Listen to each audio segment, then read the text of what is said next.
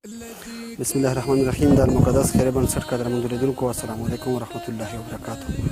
قدرمنو دوستانو، یو ځل بیا د ننګرهار ولایت د مومندرې ولسوالۍ اړوند رزګي د کونډۍ ګټ کلي ته راغلی. په دې کلي کې د یو داسې بېوس او د یو داسې غریب او د یو مایوسه کور اوسېدونکي سرفرست سره مخ شوی یم درنو ملګرو چې په خپله هم په سترګو ړوند دی او کوم بچیان چې دي څلورې نارینه ماشومان دي، څلورې ښځینه دي چې څه یې اوس دلته وو څه یې موجود په کور نه و او هغوی اته واړه هم په سترګو کې فرق دی. د هر یو ماشوم یوه سترګه یې غټه، دویمه سترګه یې وړه ده، یوه سترګه یې غټه او بله یې وړه. د هر یو ماشومه که نارینه دی که ښځینه دي په سترګو کې فرق دی. یو طرف ته غربت دی، بېوسي ده پرې، دلته چې مو د ده نه پوښتنه وکړه کور یې هم خپل نشته، د بل چا سره اوسېږي. او بل طرف ته ماشومان ټول په سترګو باندې معذوره دي، تر اوسه یې علاج هم نه دی شوی. راځئ د ده په دغه ژوند باندې ده سره غږېږو چې تر اوسه مو دغه تېر ژوند څنګه تېر شو، دغه ماشومان مو چېرته د علاج دپاره بولي دي نه دي بولي، خپله مو چېرته علاج کړی نه دی کړی، په دغه باندې ورسره لنډه خبره. بسم الله الرحمن الرحیم. نوم مې حمیدالله دی، د رحمت الله زوی یم، د ننګرهار ولایت د مومندرې ولسوالۍ د کونډۍ ګټ د کلي اوسېدونکی یم. زه په خپله په دواړو سترګو معیوب یم او پلار مې مړ دی، ورونه هم نه لرم. دغه مې بچیان دي اته دانې، څلور هلکان دي، څلور جنکۍ دي او پروت هم بل چا سره ماماګانو سره په مینه کې یم، خپله مینه هم نه لرم.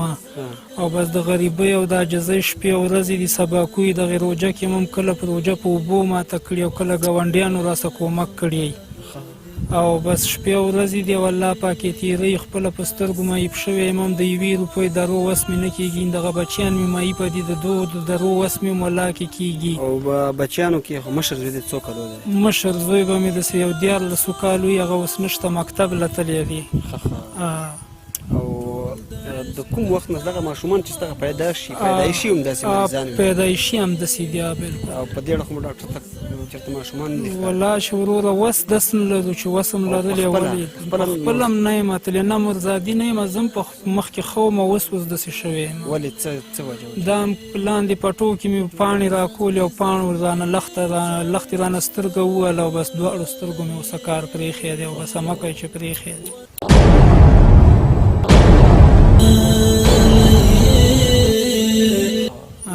مطلب بیخي د مزدورۍ څوک نشته؟ نه والله کې مې هېڅوک هم د مزدورۍ شته. د دې ماشومانو خو جامې او خوراک او څښاک او د ډاکټر او ډېر بندوبست یې لګېږي، نو دا د کومه ځای نه کوي؟ بس والله چې وروره یار دوست کومک وکړه او نور پې د الله پاک فضل او کرم دی. بس خدای پاک یې ساتي او خدای پاک یې غټوي، که نه زه به څه شی وکړم.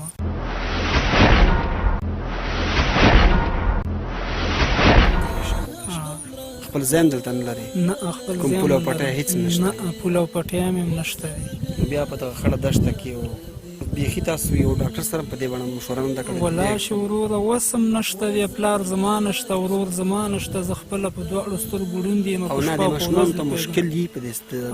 د ماښام نه بعد یو مفتشي صحیح نه ویني، بس غریبانان په ځای ناست.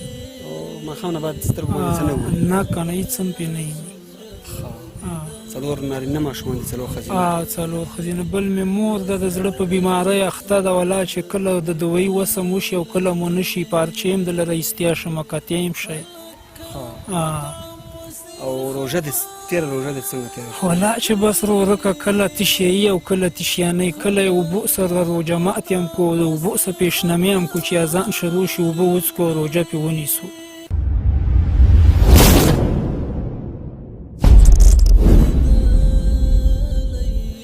اختر ته ماشومانو ته کالي کړي؟ بس وروره والله کې مې یو شی هم نه کړی دی او نه م وس شته دی، په تشي به یې وکړو. مونږ روژه ماتې نه لرو، اختر کالي به په تشي وکړو.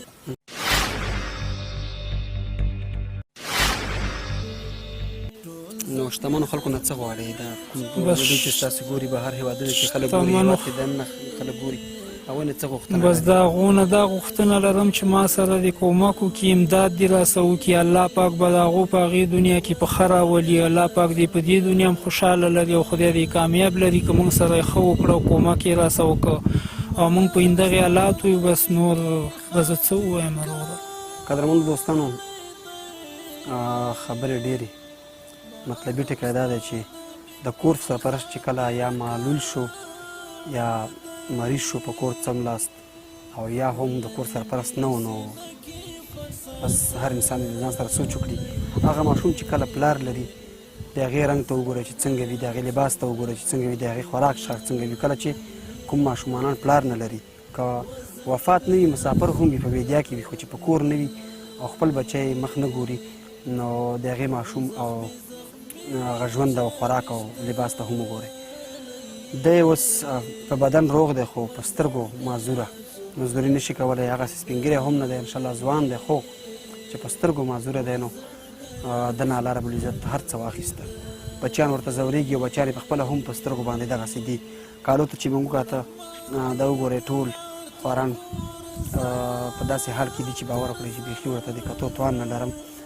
نو درنو ملګرو د دغسې خلکو په لټه کې وو موږ یو ورور راته د دې کورنۍ حال ووایه او د ټلیفون شمېره یې راته راکړه او دوی سره مې اړیکه ونیوه ورته راغلم بیخي مو دغه لومړی ناسته وه چې د دې مشر سره مو وکړه اوس روژه ده او د روژې 24 دی درنو ملګرو که چېرته هغه شتمن خلک یې چې د ده د سترګو په باره کې یا د دغه ماشومانو د علاج په اړه زموږ سره رابطه کولی شئ علاج یې کولی شئ که نغدي مرسته ورسره کولی شئ چې هره طرفه مو ورسره وس برابر وي که د هېواد بهر خلک یې که دننه خلک یې نو دغه کورنۍ ډېره غټه د ستونزو په حال کې ده او الله رب العزت به په دې باندې ستاسو ډېر ثوابونه او اجرونه وکړي د مومندرې ولسوالۍ د غزګي د کونډۍ ګټ د کلي اوسېدونکی ده د ټلیفون شمېره هم تاسو ته په سکرین باندې ښکاري 2 شمېرې دي د ریبه او د اتصالات شمېره دواړه یې په سکرین درته ښکاري خپله هم ورسره اړیکه نیولی شئ او د دې د حال نه ځان خبرولی شئ موږ هم ورته راغلو د دغه حال مو په سکرین باندې تاسو ته درو خو د درنو ملګرو زموږ د وټساپ شمېرې هم درته په سکرین ښکاري دغه ویډیو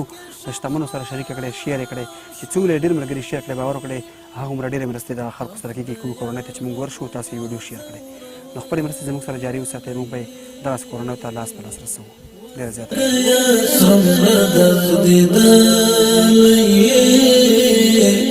وزرګیا څومره درد دلی ټول زخمي چا وشته